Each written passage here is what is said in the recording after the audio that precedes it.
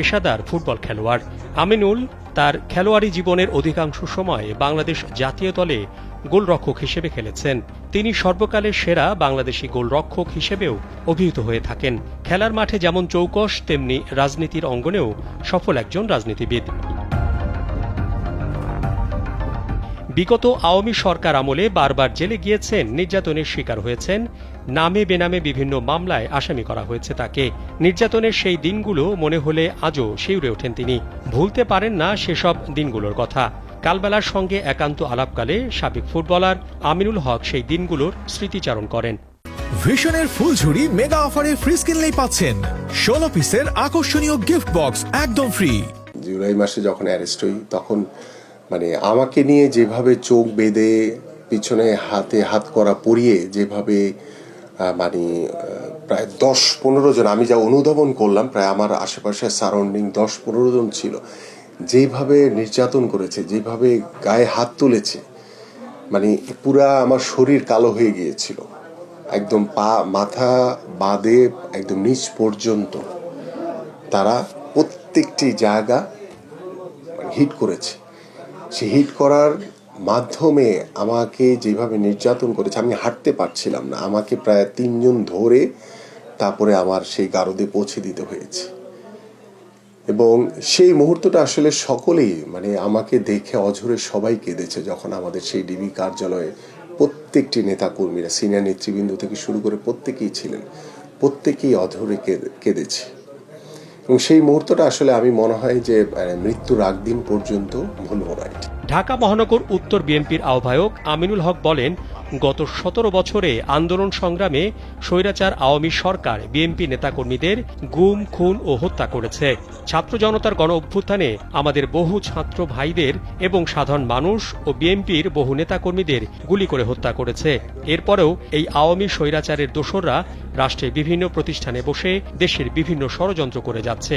অন্তর্বর্তীকালীন সরকারের দৃষ্টি আকর্ষণ করতে চায় যে অন্তর্বর্তীকালীন সরকার তারা দায়িত্বভার গ্রহণের পর থেকে বাংলাদেশ জাতীয়তাবাদী দল বিএনপি তাদেরকে সর্বাত্মকভাবে সহযোগিতা করছে। এদেশের সাধারণ মানুষ তাদেরকে সর্বাত্মকভাবে সহযোগিতা করছে। আমরা কিন্তু ডে ওয়ান থেকে একটি কথা বলে এসেছি যে আওয়ামী লীগের যে দোসররা এখন পর্যন্ত রাষ্ট্রীয় প্রতিষ্ঠানে বহাল তবিয়তে বসে আছে, গণমাধ্যমে এখন পর্যন্ত আওয়ামী লীগের সেই আজ্ঞাবহ দোসররা বহাল তবিয়তে বসে আছে। আমরা কিন্তু তাদেরকে বারবার বলছি যে আপনারা সেই স্বৈরাচার এবং সেই স্বৈরাচারের দোসর যারা রয়েছে তাদেরকে অপসারণ করুন, তাদেরকে নির্মূল করুন, তাদেরকে আইনের আওতায় এনে তাদের বিচার করুন। যদি আপনারা এটা করতে না পারেন তাহলে এই ষড়যন্ত্র কিন্তু থেকেই যাবে।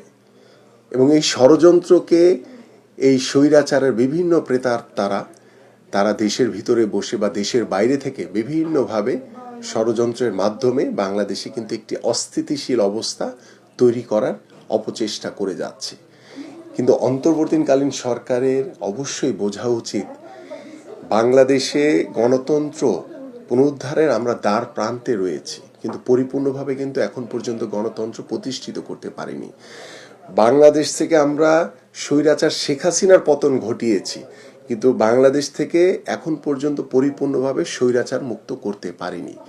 এটি তখনই সম্ভব যখন বাংলাদেশে একটি অবাধ সুষ্ঠু নির্বাচন হবে, এদেশে জনগণের সরকার প্রতিষ্ঠিত হবে এবং সেই জনগণের সরকারই একমাত্র পারবে ওই যে বাংলাদেশের রাষ্ট্রীয় প্রতিষ্ঠানগুলোতে স্বৈরাচারের প্রেতাত্মারা যারা বহাল তবিয়তে বসে আছে, যারা গণমাধ্যমের বিভিন্ন জায়গায় স্বৈরাচারের দোসররা বিভিন্ন জায়গায় বহাল তবিয়তে বসে আছে।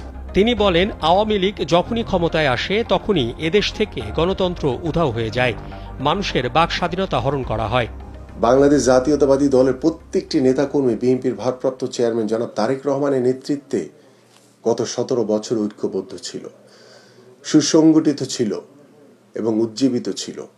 এবং সেই উজ্জীবিত এবং ঐক্যবদ্ধ বিএনপি 5ই আগস্টের পরে নতুনভাবে আমরা ঐক্যবদ্ধ বিএনপি, ঐক্যবদ্ধ বাংলাদেশ গড়ার লক্ষ্য নিয়ে আমরা বাংলাদেশের রাষ্ট্রীয় প্রতিষ্ঠানগুলো বাংলাদেশ থেকে স্বৈরাচার মুক্ত করা, বাংলাদেশের পরিপূর্ণভাবে গণতন্ত্র প্রতিষ্ঠার জন্য আমরা কাজ করে চলেছি।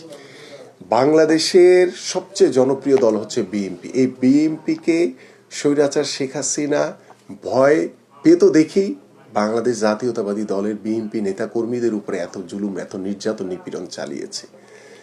এত জুলুম নির্যাতন নিপীড়ন চালানোর পরেও কিন্তু দেখেন যে বাংলাদেশ জাতীয়তাবাদী দলের একটি নেতাকর্মীকেও কিন্তু বিএনপির আদর্শ থেকে, বিএনপি থেকে কিন্তু সরাতে পারেনি। এটাই হচ্ছে বিএনপির অর্জন। এই তৃণমূল হচ্ছে বিএনপির সবচেয়ে বড় শক্তি। সেই তৃণমূলকে নিয়ে আমরা ইনশাল্লাহ আগামীতে একটি সুন্দর সমাজ গড়ব, একটি সুন্দর সমৃদ্ধশালী বাংলাদেশ গড়ব। আমিনুল হক বলেন, আওয়ামী লীগ একটা সন্ত্রাসী দল। জনগণ থেকে তারা অনেক দূরে সরে যাওয়ায় অবৈধ, পতিত ও ফ্যাসিস্ট আওয়ামী লীগ জনগণের ভোটাধিকারের বৈধতা কখনোই দেয়নি। লালবাগের যে মশিউর, এটা অমানুষ। এ কখনো মানুষের ভিতরে পড়তে পারে না। তার যেমন মুখে কোনো ভাষা নেই, তার আচরণ, তার চরিত্র টোটালটা একটা অমানুষের মতো দেখেছি আমরা। সে স্বাভাবিকভাবে ভালো কথা বলতে পারে না। সে যেভাবে আমার সাথে দুর্ব্যবহার করেছে, যেভাবে আমার প্রত্যেকটি নেতাকর্মীদের সাথে দুর্ব্যবহার করেছে ডিবির কার্যালয়ে নিয়ে, তার রুমে বসিয়ে, মানে এত বাজে কথা বলেছে আমাদের নেতাকর্মীদেরকে নিয়ে, সেটা আসলে ভাষায় প্রকাশ করা যাবে না। এই রাজনীতি করার জন্য তো আমরা আসলে বাংলাদেশের মানুষের জন্য কাজ করতে আসছিলাম, আমরা কাজ করতে এসেছি। ডিবির ওই মশিউরের যারা ছিল সাথে, তাদের যে আচরণ, শুধু আমি না, আমার সাথে আমাদের যারা সিনিয়র নেতাকর্মী, প্রত্যেকটি মানুষই এত নির্যাতিত হয়েছে, এত নিপীড়িত হয়েছে সেই ডিবির কার্যালয়ের ভিতরে। ওই সময়ে যারা ছিল, প্রতিদিন আমরা দেখেছি আমাদের নেতাকর্মীদেরকে সেই ডিবির কার্যালয়ে তাদের যে বিভিন্ন টিমের যে রুম রয়েছে, সেই রুমের ভিতরে নিয়ে কিভাবে মেরেছে। আমার সামনে আমাদের যে গোলাম কিবরিয়া, আমাদের যে পল্লবী থানার সদস্য সচিব, তার গায়ে কিভাবে হাত তুলেছে, তার শরীর পুরাটা কালো হয়ে গেছে সেই 28 অক্টোবরের পরবর্তীতে যখন আমাদেরকে অ্যারেস্ট করা হয়। আমার সাথে যেভাবে শারীরিকভাবে নির্যাতন করেছে, যেভাবে আমার সাথে মানসিকভাবে টর্চার করেছে, এবং আমি নিজে অসুস্থ হয়ে গিয়েছিলাম তখন, আমাকে হসপিটালে পর্যন্ত ভর্তি হতে হয়েছিল। এবং আমাদের প্রত্যেকটি নেতাকর্মী প্রতিটা দিন, এমন কোনো দিন নাই যে আমাদের নেতাকর্মীদের গায়ে ডিবির কার্যালয়ে হাত না তুলেছে। প্রত্যেককে মেরেছে, কারণ নখ তুলে দিয়েছে, কাউকে হেলমেট পরিয়ে তারপরে পিছনে একদম পিঠ পা পর্যন্ত এরকম ঝুলিয়ে রেখে আপনি নির্যাতন করেছে। অন্তর্বর্তীকালীন সরকারের কিছু উপদেষ্টা তারা আওয়ামী প্রেতাত্মাদের সুরে কথা বলেন বলে মনে করেন বিএনপির ঢাকা মহানগর উত্তরের আহ্বায়ক আমিনুল হক। অন্তর্বর্তীকালীন সরকারের ভিতরে একটি গোষ্ঠী তাদেরকে ভুল বোঝানোর চেষ্টা করছে, তাদেরকে লাইনচ্যুত করার চেষ্টা করছে যে আপনারা সংস্কার আগে করেন, নির্বাচনটা পরে দেন। কিন্তু সংস্কার এটা তো একটা চলমান প্রক্রিয়া, এটা যুগের পর যুগ চলতেই থাকবে। কিন্তু আপনি যখন নির্বাচন দিবেন, বাংলাদেশে যখন একটি নির্বাচিত সরকার প্রতিষ্ঠিত হবে, তখন বাংলাদেশে বসে যারা ষড়যন্ত্র করছে, বাংলাদেশের বাইরে থেকে যারা বসে ষড়যন্ত্র করছে, তারা আর এই ষড়যন্ত্র করতে পারবে না। কারণ জনগণের সরকারই পারবে একমাত্র সকল ষড়যন্ত্রকে মোকাবেলা করতে, বাংলাদেশকে একটি সুন্দর সমৃদ্ধশালী বাংলাদেশে, সুন্দর সমৃদ্ধশালী রাষ্ট্রে পরিণত করতে, এবং তার স্বাধীন সার্বভৌমত্ব রক্ষা করার জন্য বাংলাদেশের জনগণ প্রত্যেকটি জায়গায় তারা নিজেরা দায়িত্ব নিয়ে নিজের দেশকে রক্ষা করবে। তিনি বলেন, রাষ্ট্রের বিভিন্ন প্রতিষ্ঠানে আওয়ামী স্বৈরাচারের প্রেতাত্মারা বসে আছে। তারা বিভিন্নভাবে বাংলাদেশের বিরুদ্ধে ষড়যন্ত্র করছে। এটা বাংলাদেশের জন্য অত্যন্ত দুঃখজনক। আপনারা জানেন যে বাংলাদেশে এখন আর কিন্তু কোনো আওয়ামী লীগ নাই, সবাই এখন বিএনপি হয়ে গেছে। এবং সেই নব্য বিএনপি বিভিন্ন জায়গায় তারা চাঁদাবাজি, লুটতরাজ, দখলদারি করার চেষ্টা করছে। সেই দখলদারির মাধ্যমে তারা বিএনপিকে বদনাম করার চেষ্টা করছে। বাট আমরা বিএনপির ভারপ্রাপ্ত চেয়ারম্যান জনাব তারেক রহমানের যে নির্দেশনা রয়েছে, তিনি ইতিমধ্যে বাংলাদেশের এবং এদেশের জাতির সামনে যে তিনি বক্তব্য দিয়েছেন যে আমরা এই নব্য বিএনপি এবং এই আওয়ামী লীগ যারা বিভিন্নভাবে অনুপ্রবেশ করার চেষ্টা করছে তাদেরকে অন্তর্ভুক্ত করার কোনো সুযোগ নাই, তাদের স্থান বিএনপিতে কখনোই হবে না, এবং সেই নির্দেশনা আমাদের দলীয় নেতাকর্মীদেরকে তিনি দিয়েছেন। পাশাপাশি এই নব্য বিএনপি, এই যে আওয়ামী লীগ যারা অনুপ্রবেশ করার চেষ্টা করছে, তারা বিভিন্ন জায়গায় চাঁদাবাজি, দখলদারি, লুটতরাজের সাথে জড়িত হচ্ছে, সেদিকেও কিন্তু আমরা নজর রাখছি এবং তাদেরকে আইনের আওতায় এনে আইনের হাতে আমরা তুলে দিচ্ছি। এর ভিতরে যদি আমাদের নিজেদের দলীয় কোনো নেতাকর্মী যদি এই ধরনের দখলদারি, চাঁদাবাজি, লুটতরাজের সাথে জড়িত হচ্ছে, প্রথমে আমরা তাদের বিরুদ্ধে আইনগত ব্যবস্থা নিচ্ছি, পাশাপাশি তাৎক্ষণিকভাবে তাদেরকে আমরা সাংগঠনিক ব্যবস্থা নিচ্ছি এবং সেটাকে নিয়ন্ত্রণ করার লক্ষ্য নিয়ে ইতিমধ্যে আমি যে কথাটি একটু আগে বললাম যে গত 17 বছর বিএনপির ভারপ্রাপ্ত চেয়ারম্যান জনাব তারেক রহমানের নেতৃত্বে বাংলাদেশ জাতীয়তাবাদী দলের প্রত্যেকটি নেতাকর্মী ঐক্যবদ্ধ ছিল। 5ই আগস্টের পরে বাংলাদেশ জাতীয়তাবাদী দলের প্রত্যেকটি নেতাকর্মী ঐক্যবদ্ধ রয়েছে, উজ্জীবিত রয়েছে এবং সুসংগঠিত রয়েছে। বিএনপির কোনো নেতৃবৃন্দকে আমরা সর্বোচ্চভাবে আমরা চেষ্টা করছি যাতে তারা শৃঙ্খলার ভিতরে থাকে, নিয়ম মেফে আমাদের বিএনপির ভারপ্রাপ্ত চেয়ারম্যান জনাব তারেক রহমান যে নির্দেশনা দিয়েছেন সেই নিয়মের ভিতরে যাতে থাকে, এবং তিনি তার জায়গা থেকে সর্বোচ্চভাবে কঠোরভাবে এটাকে দমন করার চেষ্টা করছেন। আমিনুল হক বলেন, অন্তর্বর্তী সরকারকে বারবার আহ্বান করা হয়েছে ষড়যন্ত্রকারীদের নির্মূল করতে, ফ্যাসিস্টদের আইনের আওতায় এনে বিচার করতে, কিন্তু তাদের সেদিকে খেয়াল নেই। তারা বারবার বলছে সংস্কার করব, তারপর নির্বাচন দেব।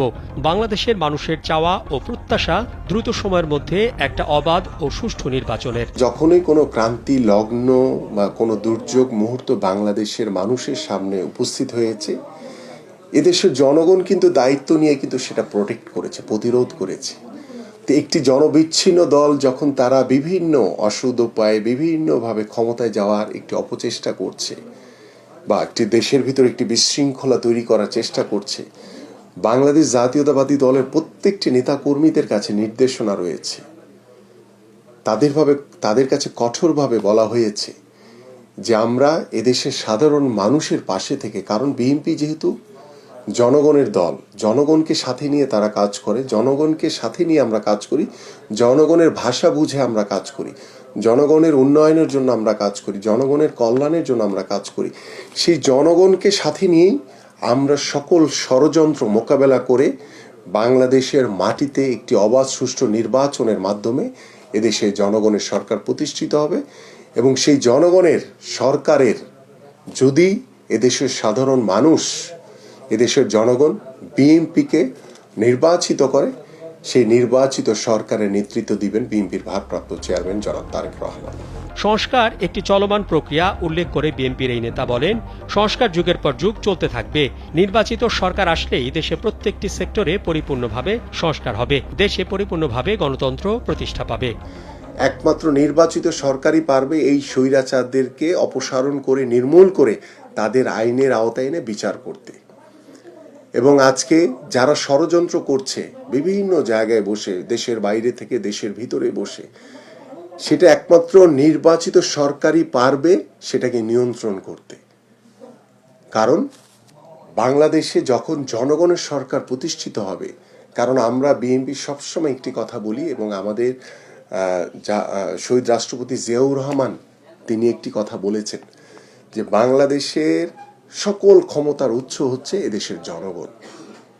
সেই জনগণকে সাথে নিয়ে যখন একটি নির্বাচিত সরকার আসবে, এবং সেই নির্বাচিত সরকারের প্রথম দায়িত্ব হচ্ছে, যেটি নিয়ে আমাদের মাননীয় ভারপ্রাপ্ত চেয়ারম্যান রাষ্ট্র কাঠামো মেরামতের জন্য যে রূপরেখা দিয়েছেন, সেই রূপরেখার পরিপূর্ণ বাস্তবায়নের মাধ্যমেই বাংলাদেশের যে গত 17 বছরের স্বৈরাচারে রেখে যাওয়া ধ্বংসস্তূপ রাষ্ট্রীয় প্রতিষ্ঠানগুলো পরিপূর্ণভাবে পুনর্গঠন করা যাবে, পরিপূর্ণভাবে সংস্কার করা যাবে। মোহাম্মদ শাহাবুদ্দিন মাহতাব, কালবেলা।